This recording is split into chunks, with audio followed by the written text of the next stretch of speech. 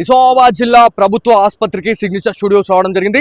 So ఈ ప్రభుత్వ ఆసుపత్రిలోనే ఎవరైతే హంతకుడు ఆ నరరూప రాక్షసుల్లాగా మనం చెప్పుకోవాలి. ఎందుకంటే ఒక పోలీస్ అనే ఒక భయం లేకుండా పబ్లిక్లోనే కత్తితోని ఆ సిసిఎస్ కానిస్టేబుల్ అయినటువంటి ప్రమోద్ గారిని అతి దారుణంగా హతమార్చడం జరిగింది.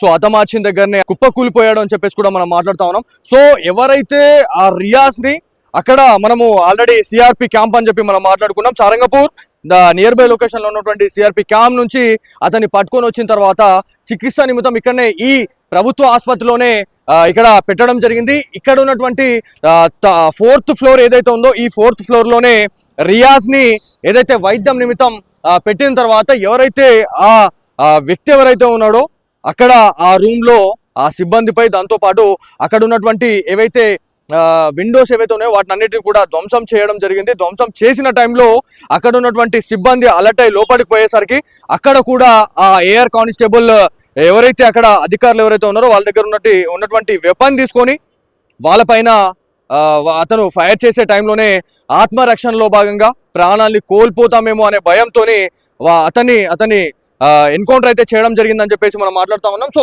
ఇక్కడ 4th ఫ్లోర్ ఏదైతే కనిపిస్తూ ఉందో పైన ఒకసారి మీరు అక్కడ ఏసీ చూడొచ్చు. ఆ ఏసీ ఏదైతే ఉందో ఆ ఏసీకి కింద అక్కడ ఒక మీకు అదంతా ఒక స్ట్రక్చర్ అనేది మీకు కనిపిస్తూ ఉంది. దాంట్లోనే రియాజ్ని ఎన్కౌంటర్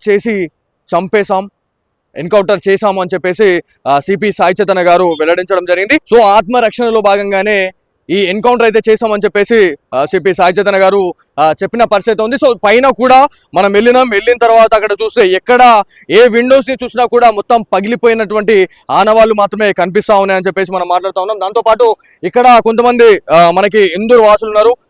ఆ రోజు ఏదైతే ప్రమోద్ గారి విషయంలో ఇన్సిడెంట్ అయిన తర్వాత ఆ ఫ్లెక్సీలు ఏవైతే అతనికి సంబంధించినటువంటి చిత్రపటాలు కావచ్చు, దాంతోపాటు అతనికి సంబంధించినటువంటి పోస్టర్స్ ని ప్రతి ఒక్క ఆటోలకు అతికించి అవేర్ చేసి దాంతోపాటు ఎవరికైనా కనిపిస్తే మాత్రం డయల్ 100కి కాల్ చేయండి అని చెప్పేసి అప్రమత్తం చేసిన దాంట్లో కీ రోల్ గా ప్లే చేసినటువంటి వ్యక్తి ఒక అతను మన దగ్గర అయితే ఉన్నారు. సంజయ్ గారు, అన్న మీరు చెప్పండి. అంటే ప్రాణ రక్షణలో భాగంగానే ప్రాణాలని కాపాడుకునే విషయంలోనే ఎన్కౌంటర్ జరిగిందని క్లియర్ గా సిపి సాయి చైతన్య గారు చెప్పిన పరిస్థితి ఉంది. సో ఇది ఏ రకంగా చూస్తారు?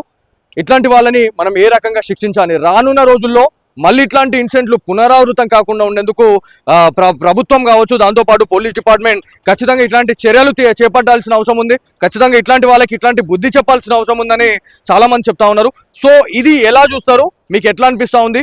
మీరు ఫైట్ చేసిన దాంట్లో మీరు విజయం సాధించినట్టు దీంట్లో క్లియర్గా కనిపిస్తూ ఉంది. ఎందుకంటే నిజామాబాద్ జిల్లా ప్రజలంతా కూడా ఇలా ఆనందం వ్యక్తం చేస్తూ ఉన్నారు. సో ఫైనల్గా ప్రమోద్ గారి ఆత్మకు శాంతి చేకూరిందని అర్థమవుతా ఉంది. అన్న, ఈ విజయం పోలీస్ది, ఇంకా ప్రతి ఒక్క నిజామాబాద్ మన ఇందూర్ ప్రతి ఒక్క జనంది విజయం ఉన్నది. ఆయన ఒక రాక్షసుడు అన్న. ఆయన సంత అన్నకే ఆయన చంపేసిండు. అంటే ఆయన మీద కూడా అటాక్ చేసి పొడిచడం జరిగింది ఆయనకు. ఇంకా ఒక కానిస్టేబుల్ని ఆయన నడి రోడ్ మీద చంపేసిండు. మరి ఇక్కడ కూడా ఒక ఏఆర్ కానిస్టేబుల్, ఆయనకు సెక్యూరిటీగా ఉన్న కానిస్టేబుల్ గన్ లాక్కొని ఆయన మీద అటాక్ చేయడానికి పోతే ఆయనకు చంపుడు అది తప్పు కాదన్న. ఖచ్చితంగా असुंटोनी संपेड़ उसको ऐसे लोगों को मारना जरूरी है.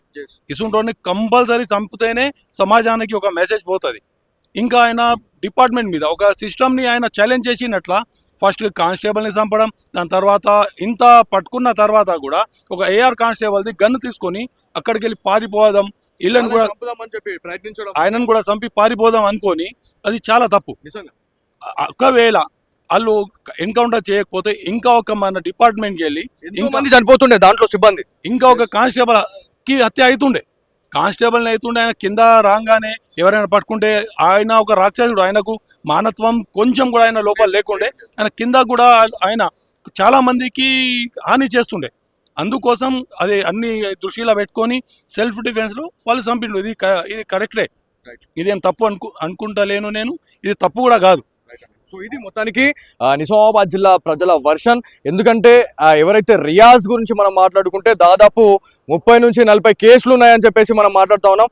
దాదాపు నిజామాబాద్ జిల్లాలో ప్రతి ఒక్క పోలీస్ స్టేషన్ లో అతని పైన కేసు ఉందంటే ఒకసారి ఆలోచించండి ఎంత దారుణంగా వీళ్ళు ఇవాళ బైక్ దొంగతనాలే కావచ్చు, ఏవైతే ద్విచక్ర వాహనాలకు సంబంధించినటువంటి దొంగతనాలు, దాంతో పాటు చైన్ స్నాచింగ్లలో కూడా ఇతని పైన కేసులు నమోదైనని చెప్పేసి చాలా సార్లు మాట్లాడుతా ఉన్నాం. దాంతో పాటు ఎట్ ది సేమ్ టైం ఇక్కడ ఏవైతే మనకి అటెంప్ట్ టు మర్డర్, దాంతో పాటు సొంత అన్న ఎవరైతే జావిద్ అనే ఒక వ్యక్తిని, ఎవరైతే ఆ జావిద్ అనే వ్యక్తిని కూడా ఒక కత్తితోని అతని కడుపులో అతన్ని దాడి చేయడం జరిగింది. అతను కూడా ప్రాణాలతో కొట్టుమిట్టాడి వల్ల అతను కూడా బతికినాడు అని చెప్పేసి మనం మాట్లాడుతున్నాం. ఎందుకంటే సొంత అన్ననే చంపిన వాడు ఇలా బయట ప్రజల గురించి వాడికి ఏం అవసరం అన్నట్టుగా ఇలా వ్యవహరిస్తా ఉన్నారు. సో ఇట్లాంటి వాళ్ళకు తగిన శిక్ష వేయాల్సిందే, తగిన బుద్ధి చెప్పాల్సిందే అని చెప్పేసి చాలా మంది కోరుతా ఉన్నారు. సో ఏదేమైనప్పటికీ ఇది GGH లో ఇదొక నిజంగా ఇట్లాంటి ఇన్సిడెంట్ జరగడం అనేది నిజంగా బాధాకరం అని చెప్పి చెప్పుకోవాలి. ఎందుకంటే ఇక్కడికి వచ్చిన తర్వాతనైనా ఆడ మారతాడు, ఒకవేళ అప్రూవర్ అయ్యి ఏదన్నా ఇంకేమన్నా క్షమాపణ చెప్పుకుంటాడు అనే సీన్లు మనం ఎన్నో చూస్తాం. కాకపోతే ఏదైతే సిఆర్పి క్యాంప్ నుంచి తెచ్చిన తర్వాత కూడా అతని బుద్ధి మారలేదు.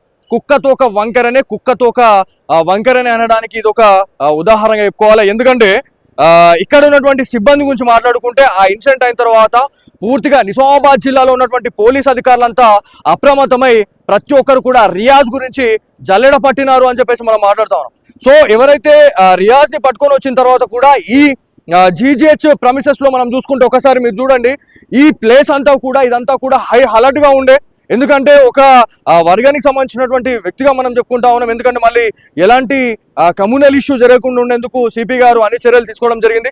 సో దీంతో పాటు ఇక్కడ పోలీస్ అధికారులు, కానిస్టేబుల్, AR కానిస్టేబుల్ దాదాపు ఒక 100 నుంచి దగ్గర 200 మంది ఇక్కడ పూర్తిగా సిబ్బంది అయితే ఉండే. సో ఈ టైంలోనే ఎక్కడైతే ఆయన ఉన్నటువంటి 4వ ఫ్లోర్ బిల్డింగ్ ఏదైతే ఉందో ఇది ఎగ్జాక్ట్ గా మీకు ఈ పిల్లర్ చూసుకోవచ్చు. ఈ పిల్లర్ ప్లేస్ లోనే తను లోపల ఈ దాడికి పాల్పడ్డాడు. సో ఒకవేళ ఆ AR కానిస్టేబుల్ దగ్గర ఉన్నటువంటి వెపన్ కానీ అతను ఒకవేళ ట్రిగర్ స్టార్ట్ చేసుంటే దాదాపు ఇంకా ఎంతమంది ప్రాణాలు పోయేవో అనేది కూడా ఖచ్చితంగా మనం ఆలోచించుకోవాలా. ఇక్కడ ఓన్లీ పోలీస్ ఆఫీసర్స్ అనే కాదు, ఇక్కడ ఉన్నటువంటి ఎవరైతే వైద్యం కోసం వచ్చిన వాళ్ళు కావచ్చు, ఎవరైనా బయటకు వచ్చే టైంలో అక్కడ ఒకవేళ ట్రిగర్ అతను నొక్కుంటే ఎంతో మంది చనిపోయేటోళ్ళు అనేది కూడా మనకి అలా అంచనా వేసుకోలేని పరిస్థితిలో ఉన్నాం. సో ఇదంతా కూడా ప్రాణాలను కాపాడుకోవడం మాత్రమే ఇవాళ ఈ ఎన్కౌంటర్ అయితే చేయడం జరిగిందని చెప్పేసి సిపి సాయి చైతన్య గారు చెప్పిన పరిస్థితి ఉంది. సో మొత్తానికి సీన్ టు సీన్ ఎక్కడ స్టార్ట్ అయింది, ఎక్కడ ముగిసింది అనడానికి ఇదొక నిదర్శనంగా చెప్పుకోవాలి, ఇదొక ఎగ్జాంపుల్ చెప్పుకోవాలి. ఇక్కడ రియా స్టోరీ ఫినిష్ అయింది.